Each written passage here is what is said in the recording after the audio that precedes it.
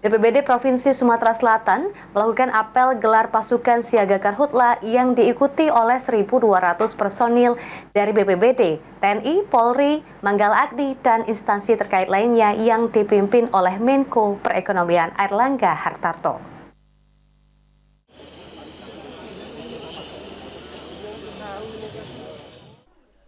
Badan Penanggulangan Bencana Daerah Provinsi Sumatera Selatan melakukan apel gelar pasukan siaga kebakaran hutan dan lahan yang diikuti oleh 1.200 personil dari BPBD, TNI, Polri, Manggala Agni, dan instansi terkait lainnya di halaman Kriya Agung Palembang.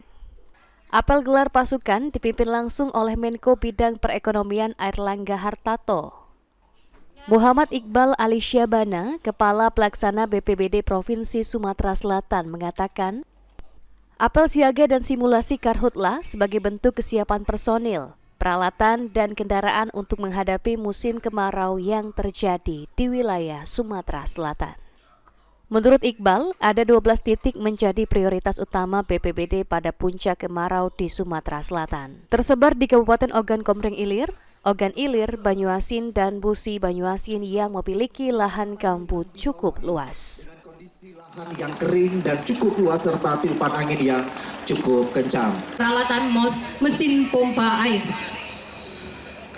Karhutla di tahun ini. Ya, kita sudah memetakan ada 12 titik yang menjadi prioritas penanggulangan bencana Karhutla kita, terutama di 4 kabupaten, itu di wilayah Oki, OI, Banyuasin, dan Mubah. Itu yang menjadi titik-titik prioritas dikarenakan gambut di kabupaten tersebut sangat luas. Sementara itu, Menko Perekonomian Airlangga Hartarto berharap dengan apel siaga dapat memonitoring hotspot dan melakukan pencegahan dini Karhutla di Sumatera Selatan. Kita menggunakan tangan karena ini membuktikan bahwa semua ini kita aman. Siap, aman dan ramah lingkungan. Mohon izin.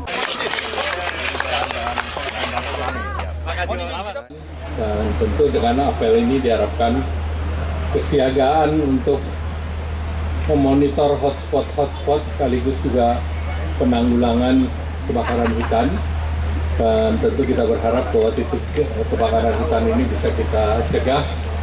Dan tadi beberapa wilayah yang perlu diperhatikan antara lain Ogan Komering Ilir.